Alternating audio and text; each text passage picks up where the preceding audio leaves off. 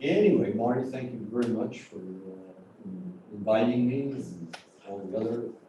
Marty and I have spent the last year and a half, 2 years. Yeah, good times. Yeah, good times and a lot of brainstorming, which has been very helpful. Anyway, my name's Art Bilger. I am the founder and CEO of Working Nation, which is a not-for-profit media enterprise.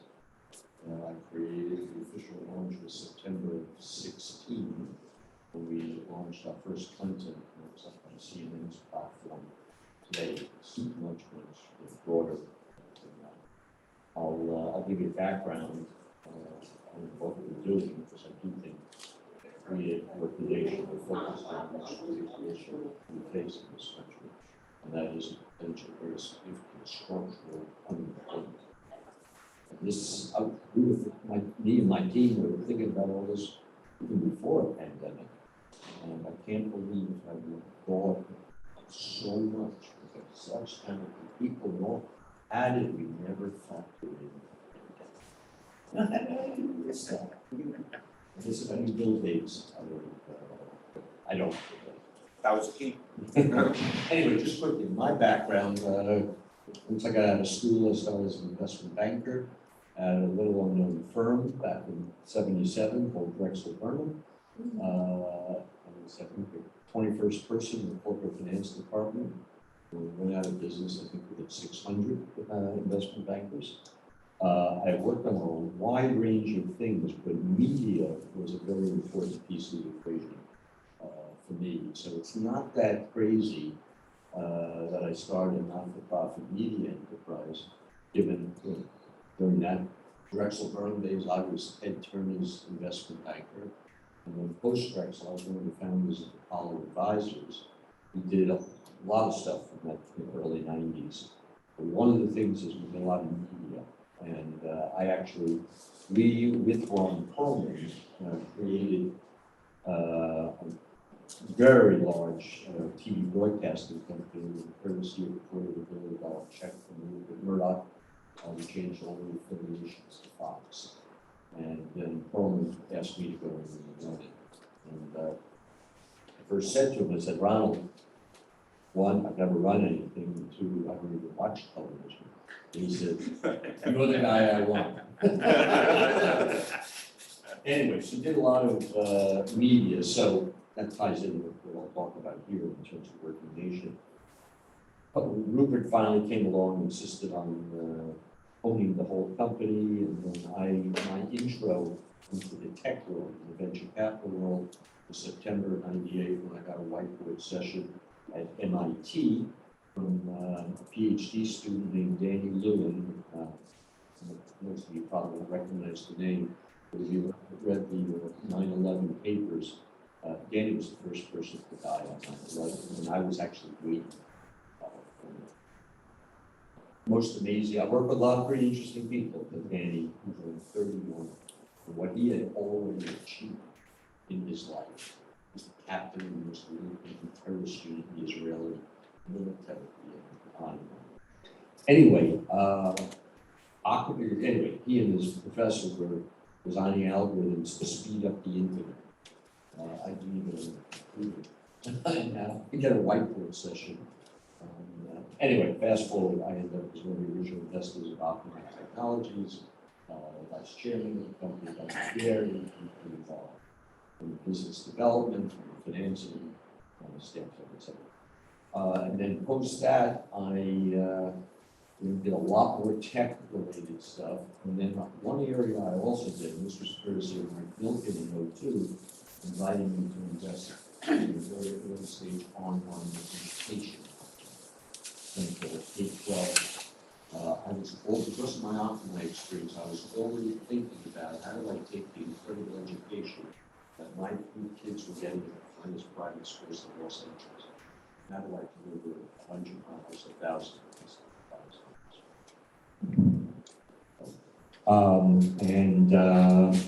Anyway, when Mike invited me to invest in this, I know I'm not going to make any money, but I said, I'll invest only if I go on the board and on the executive committee, because I wanted to learn And I will tell you, ed tech, by the way, I did make fun of that, but ed tech has been and continues to be a primary area of investment for me. Because one of our key motivations of working nation is never before have we had to re-educate and reskill all the 48-year-olds in this country. And I use 48 to be representative of people outside normal academic years, people in their 30s, 40s, 50s, 60s. And we're not putting them back in classrooms. So, EdTech, hot ed. Anyway, and then what happened is 8 years ago, right around now, I started thinking about structural unemployment being the most critical issue we face in this nation. I laid this out to Larry Summers from the Secretary of Treasury and the Deutsche Bank dinner. And after I laid this out to Summers, and by the way, the theme of the evening was not bad. It was about the U.S. defaulting on its debt the next day. But a whole bunch of major fund managers, top corporate executives chased me around afterwards, basically saying, I can't believe I never thought of this. And I said, whoa, the giant fund managers, top corporate executives aren't thinking of this structural unemployment. What I laid out to Summers is, well, basically we got four things coming together like never before in history. Globalization, technology, longevity, units of labor staying in the workforce, needing to stay in the workforce, and then growth in education, all coming together like never before in history. And growth in education being magnified by how fast the other three are changing the education. Anyway, that was 8 years ago, and fast forward, I decided to create this non-for-profit media enterprise, which was launched in September of 16. First time putting up on CNN's platform. It may sound a little crazy, but if you're Ted Turner's investment banker and you ran Rupert Murdoch's largest affiliate group of stations in the United States, not that crazy. Those two guys have had a little bit of influence on the people in this country, and actually the people in this world. Anyway, that's the background. I've been going fast and furiously, and as a dean at NYU said to me earlier this year, she said, Art, when you spoke here at NYU in February of 20, your opening line was that over the next 10, 15, 20 years, blah, blah, blah, blah, blah, blah. She said, Art, courtesy of the pandemic, I would chop about 10 years of your time. And I agree with her. We are going through a very, I approached this originally very optimistically. I'm still optimistic, but we got to really get to work. And Working Nation can't be the only ones talking about the structural unemployment issues facing the nation. Anyway, you said you were Marty. I just want to ask you a couple of questions about Yeah. media. Yeah. You know, so we know that there was some, media has changed a great deal, right? Obviously the gaming, you're in Southern California, gaming is massive. It's like 20 times bigger than Hollywood, right? Just want to give you a couple of questions about where you think media is going. You know, what do you think, and I know Working Nation is a leader in not-for-profit media, right? But I'm just trying to get an understanding where you think media is going. You know, there's channels, but obviously you have, you know, streaming and internet, and you've got gaming and all kinds of ways to access people. And do you have any thoughts on that and directional? I know you're speaking to somebody tomorrow, but you know, maybe some perspective on that. Just a couple of minutes. Well, I'm not as close to it as I was once upon a time, because Working Nation was probably like 16 hours a day at this, Wow, that's a lot of time. at this point. So excuse me, but I will tell you that yes, well, I have 3 children, all grown, working and all. But as I watched, as they were coming up through high school and college, as I watched and saw how the media world and the communications world was changing so quickly, one of the things I did, and I'm not an expert on this at all, but I started thinking about how brains might develop in different ways than both of us, with similar generation, than we did. My mother actually was a middle school librarian. And, once upon a time, you had to write a paper, you went to the library, and then you went, you knew the Dewey Decimal System, and you went up and down the hall, the aisles and all. You hit a lot of dead ends. As I watched my three kids over dinners, and, all they had to do was type in 3 words, and boom, all the research was done. And yes, they still had to read the stuff and all, but I really, wondered about, brain development and media, the way it's coming at us in different ways. Now, I will tell you, and this was totally unplanned, while I was getting ready to come here in the morning, I put on a news show, and one of the big stories they talked about was the brain difficulties of young people in this country. Now, they were attributing it to COVID, but if I listened to it, I said, I think there's much more to it. And they were going on and on about the level, again, it's not where I'm making it out, but going on and on about the mental issues that young people are facing in our society. As I said, they were attributed to COVID. But I think you got to think much more broadly. And this whole area of the media, once upon a time, there was a producer, and they, sat on top of, you watched half-hour TV shows, and, comedies, mysteries, stuff like that. Now, media is such a different vehicle. And I do wonder, and again, I really know nothing about this, but I really do wonder what are the influences on the young person human brain at this point. At some point, I'll meet with some experts or something. The headline this morning. So we talked about this yesterday, and I'm hoping that was kind of dovetails into what you're doing. But so everybody's talking about how there's so much information now that people have to act almost immediately to get great deals, et cetera. But there's still a great opportunity for branding. And the great example of branding is that there's been all of these prop tech companies that have had immense value, and many of them have collapsed. But they get tremendous value in a lot of this by branding on social media. And is that an issue on with not-for-profits and for people being educated on what jobs are available? Because in the United States, a lot of the jobs we used to have are going to be replaced by robots, et cetera, et cetera.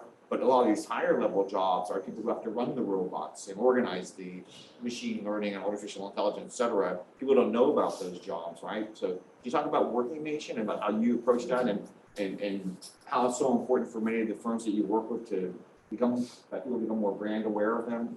So, now, your question is right on, and it's really the essential motivation behind the Working Nation.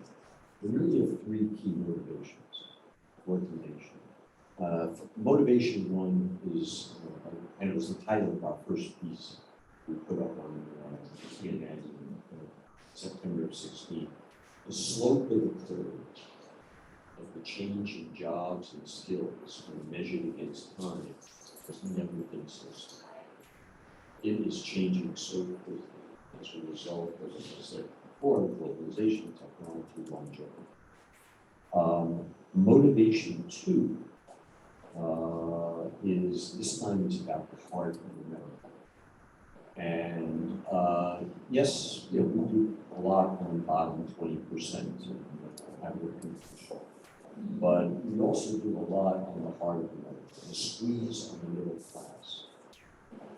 The middle class, by example, 2 examples I usually driverless vehicle. Driving for a living, I think we have the minimum job, something like 30 states at this point. I don't know, 5 or 10 or 15 or 20 years, but those jobs are going away. And those are middle class jobs. in this country. The other example I use all the time is how a marketing department of 10 will become a marketing department of 2 or 3 or 4 because of data and analytics. And those 6 to 8 jobs disappeared are terrific, white collar, middle class, and middle class jobs throughout this country. Now, the good news is, and this gets to the next question, the good news is data and analytics is one of the fastest growing job areas in this country. And it's not just for MIT data scientists or Wharton School grads. My wife and I were founding funders of the Wharton School's whole data analytics program dating back to 2000, July of 08.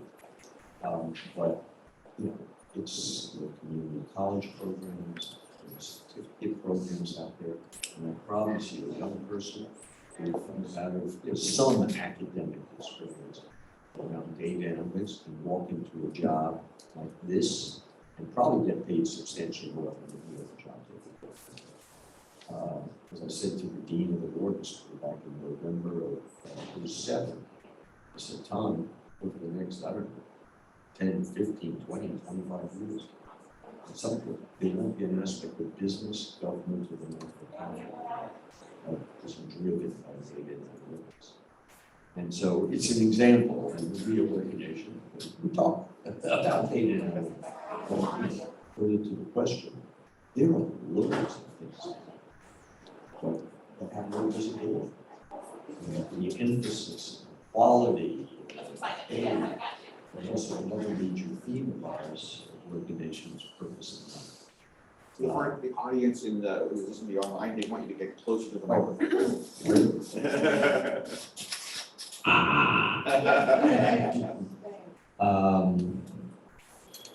Anyway, so that's the central mission of Working Nation, and that is identifying where the jobs are today and tomorrow, and mitigating strategies and solutions. The solutions being local. The companies are doing academic entities, the local government, not-for-profits. Not to say the federal government can't have influence. Yes, tax policy, budget policy. But we at Working Nation aren't focused on it. Because the solutions themselves are at the local level. And we're about telling those stories. And let me just add one more thing. Motivations.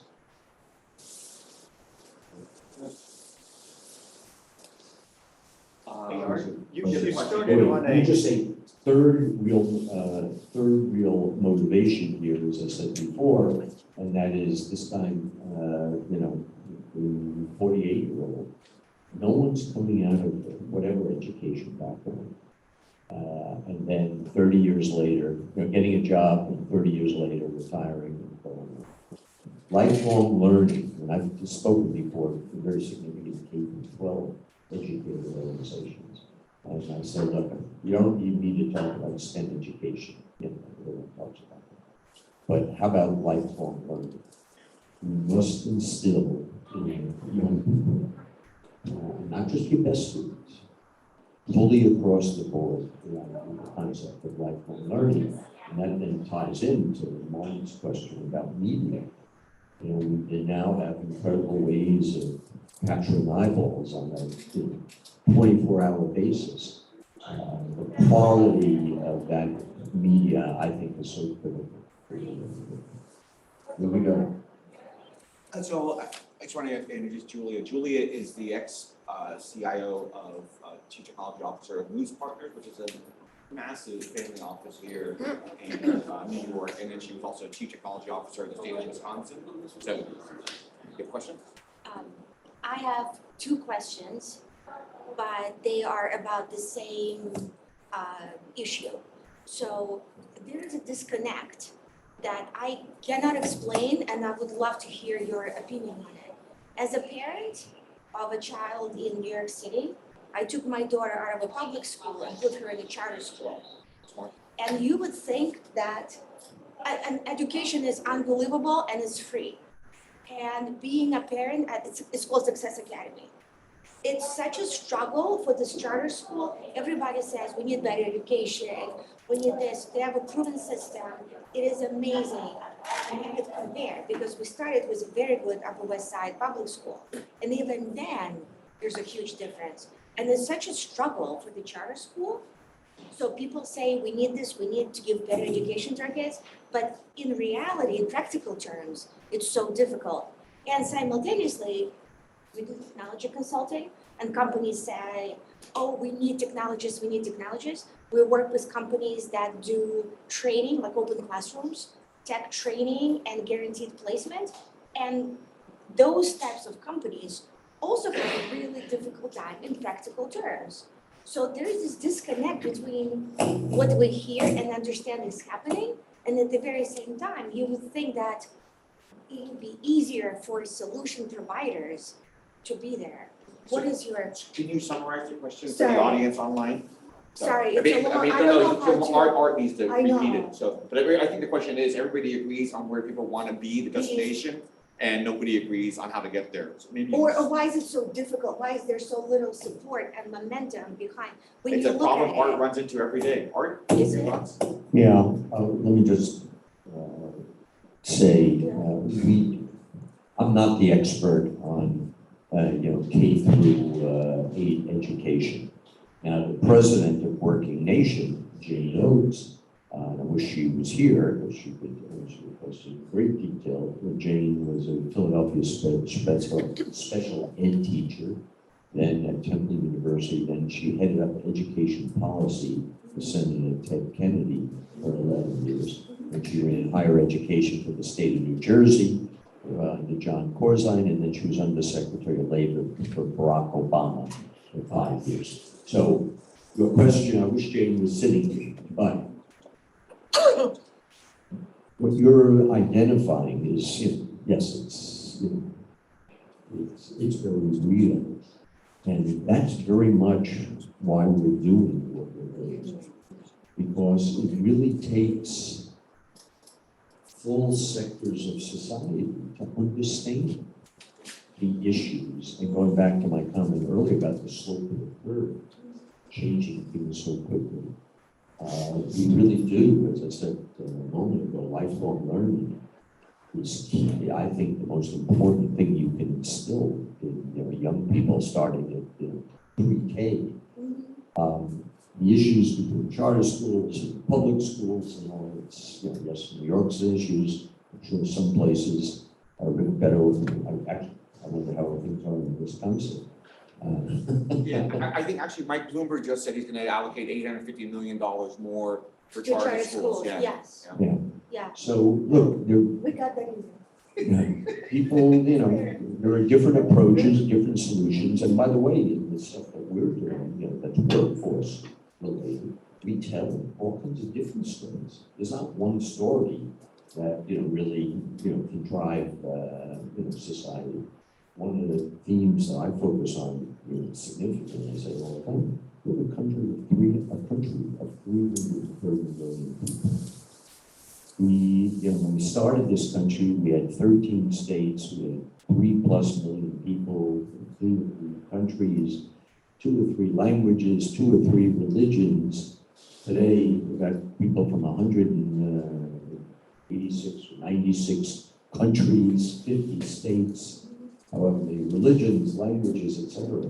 This is a very diverse one. And so that is a key theme of ours at Working Nation, is you've got to look, what makes sense in New York City isn't particularly relevant necessarily in the factory areas of Iowa. So I'm not the expert on K, but this argument of public versus charter is one that's coming up a lot, especially at this point. I have a question. Another question? I was in a conversation last week in Florida. It was interesting, talking about how COVID forced entrepreneurs and people to think differently out of the box. One is thinking more about their health, to your point of continuous learning.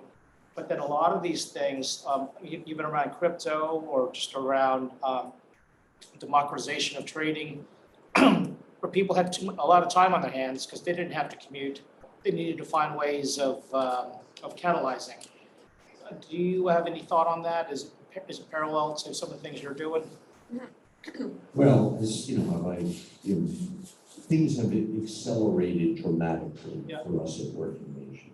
Now, it's a natural thing to happen. We launched 5 years ago, so hopefully we're making real progress. But I will say that other organizations throughout this country are now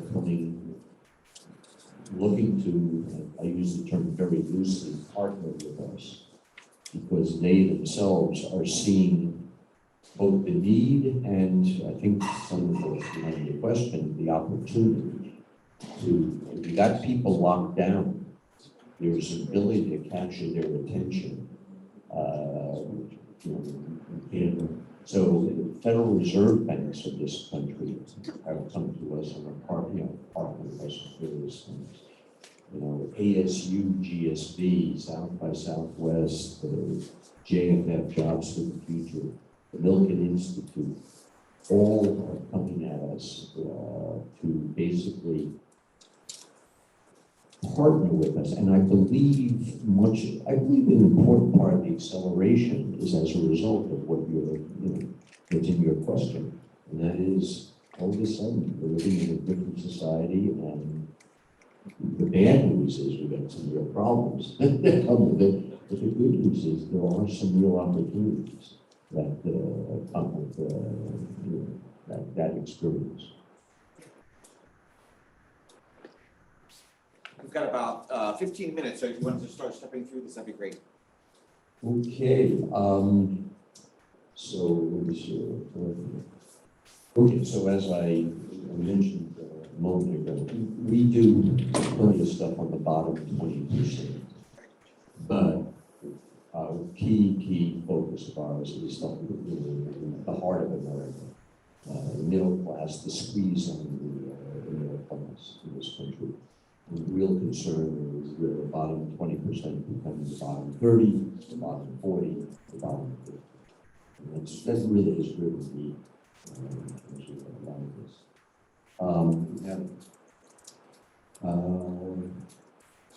If I can. We were talking out front, we were speaking about auto mechanics initially, but I sit here and I listen to you and I'm thinking about it. I see a lot of people in their 50s who used to be traders who are now displaced. And they're all out pounding the pavement, looking for different jobs. And of course, these guys were the hot shots back in, the 80s, 90s, early 2000s, but now we're out looking and struggling to find new employment. And I think something that, you're talking about, not just the lower, but the upper middle as well. And these people certainly fall in that. Some of them have money, some of them don't.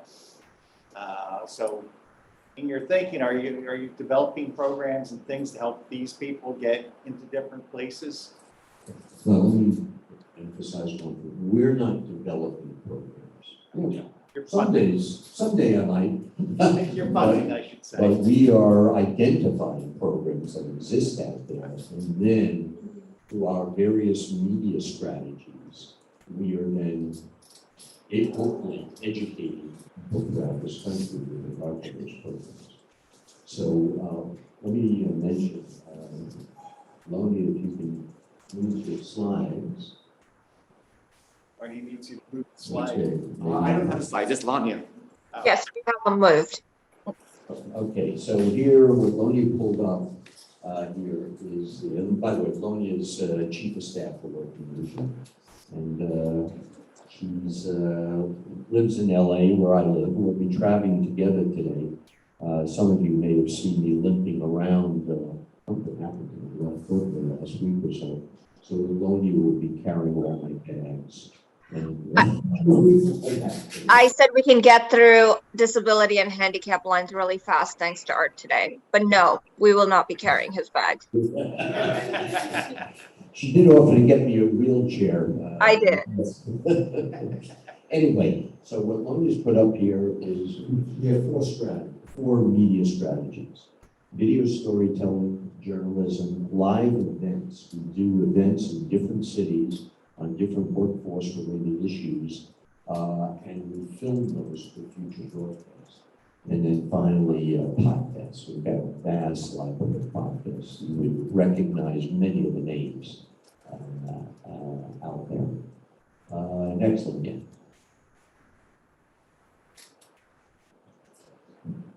Okay. This gets a bit to your question.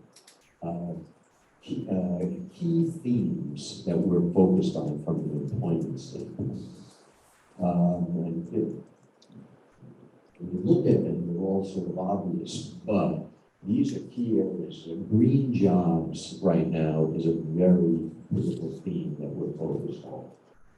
We're working with Bernie Glass and another organization to actually do literally research study on a state-by-state basis of where the green jobs are and what they are and what are the skills required. And you know, it's one of the fastest growing job areas when you broadly, it's not just the windmills, there's so many, you know, the installation of specialized,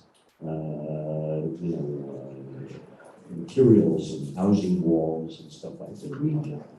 So we're moving forward with the research. We've got 6 states going at this point, and courtesy of the Walton Family Foundation. My wife and I come the first 2. And then we got the Walton Family Foundation. They stepped up 6 states up and down to Mississippi.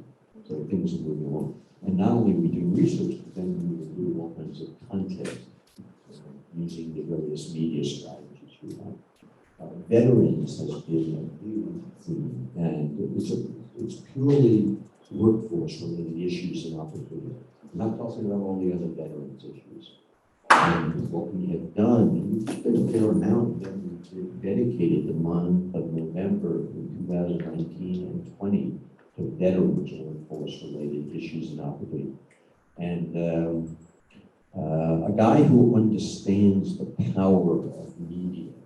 And by the way, when I sit with foundations, for example, I say, if you give $1 to a non-for-profit, you're hoping to get $1's worth of money.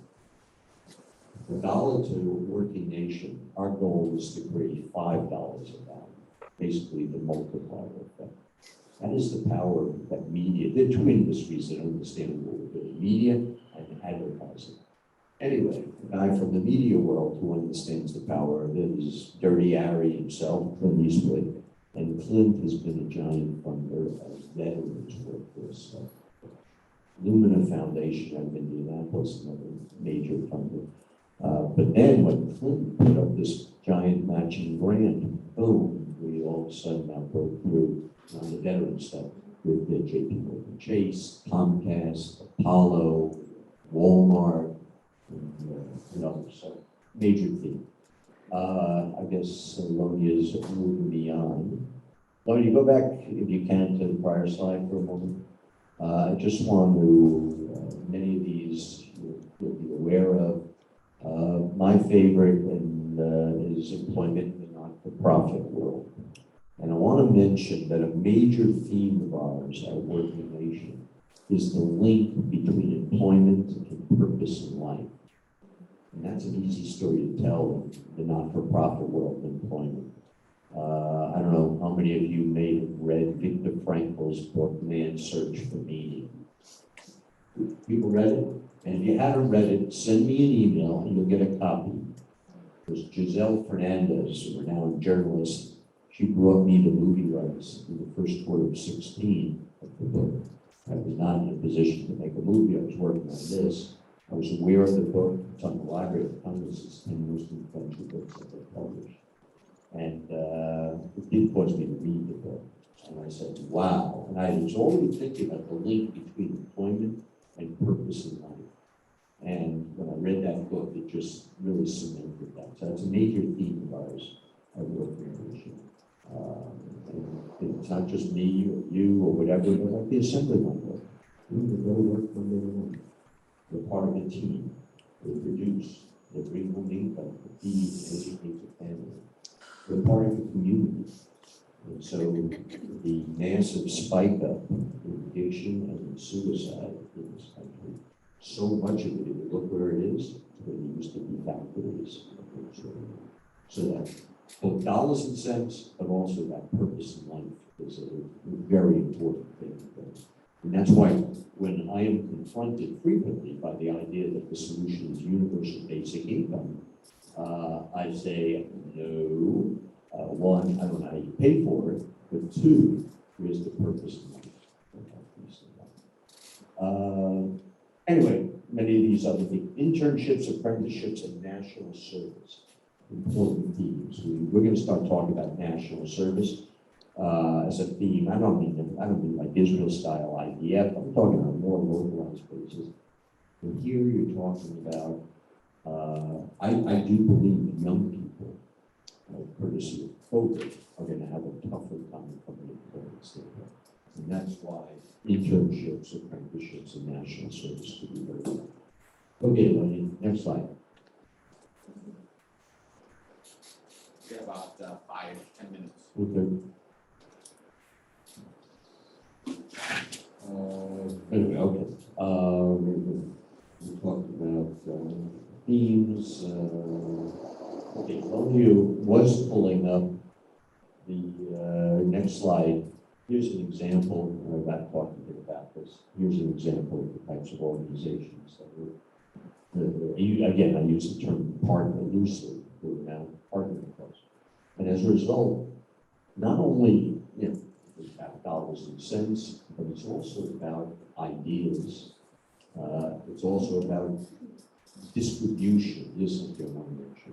Yes, we push stuff out there, but I'll give you a great example of what we're searching for. We dedicated the month of November 2020 to veterans. 22 other organizations distributed our content to their organizations. And we, Working Nation, are very interested in making our content available. I'll give you an example. A principal of a high school reached out to me a while ago and asked if she could start putting Working Nation content up on the high school's digital platform for students, for teachers, and for parents.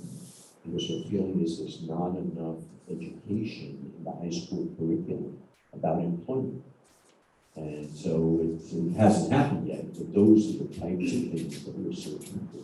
And if I could get the high schools in this country lined up and develop with them a curriculum about employment, that would be something. So any ideas any of you have about distribution is we would love to follow up. Yes. I think the next slide was Q&A, although we've been having that along the way.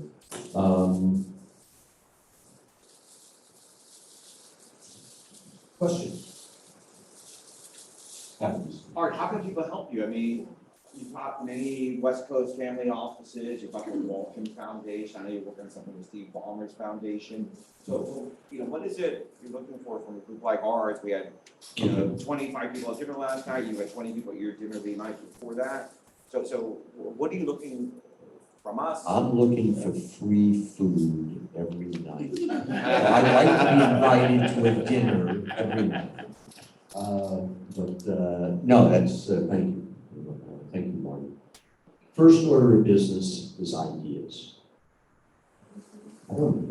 I and our team, we don't know all the interesting job areas out there, and we're looking for the full spectrum of society. Yes, we're looking for the jobs that, we're very well educated, might be focused, but we're also very much focused on the core of our society and the bottom line. I'll give you an example of the range of stuff that we cover. We told the story of the Akamai Academy, which is an entity in Akamai that trains very well educated people in cybersecurity skills. Unfortunately, one of the fastest growing job areas in this country. But at the other end of the spectrum, we told the story of the Last Mile. The Last Mile is a program in San Quentin Prison that trains inmates in entrepreneurship and coding. The goal being that prison because they had skills and knowledge. At the time we told the story, the program was about 5 years old. No one had gone back to prison who had gone through that program. So we are covering that full spectrum. So, but I didn't dream up the idea of the last mile that someone came to me. So we're looking for the ideas of programs and where the stories should be told, and specifically job areas where the stories should be told. Second, and I mentioned it a moment ago, and that is distribution. We're looking for all kinds of ways to capture eyeballs. And we will make our content available to organizations that want to utilize it. We've got to work together to figure out the best way to do it. But that capturing eyeballs is very key. And then the third, the obvious thing is funding. My wife and I have been the primary funders of this for, because we launched 5 years ago, but I really got going on this probably a year or two, 2 years prior to that. Then, as you saw, we really had the last few years started really attracting a broad range of institutional type funders. This, as I may have said at the beginning of this, I really believe we're focused on the most critical issue facing our nation. Yes, COVID is a very significant problem, and plus we got lots of other problems. But structural unemployment, I believe, is the most critical issue facing our nation. And it was interesting, particularly early on when I go up and down Park Avenue here in New York, talking about this. The number of times it was said to me while sitting in a conference room, or I got a follow-up email saying, Art, I can't believe how you opened my eyes to the world of my children and my grandchildren. These were people I was talking to. They weren't worried about wealth. But what's it like in a geographic area that had 20, 25, 30, 35% unemployment? And that is, and don't get fooled by a lot of the headlines that are out there. First of all, even before COVID, you had 7.5 million unfilled jobs. You have millions more unemployed than the Bureau of Labor Statistics would calculate it. Anyone who hadn't looked for a job in a year wasn't counted in the denominator. And then also that individual who lost their job, 40-hour-a-week job, and now they're driving whatever 20 hours a week is still considered employed. And so the statistics are very misleading. And I really do believe, I said this to others outside, people who came in, I really believe so much of what we're seeing today, when you turn on the news or whatever, is what underlies it. And I think this isn't the sole thing, but a key thing is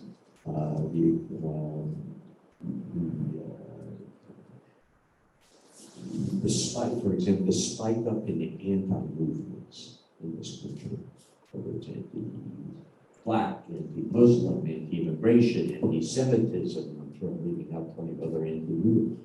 I really believe the fact that millions of people are directly or indirectly paid as a result of employment-related issues.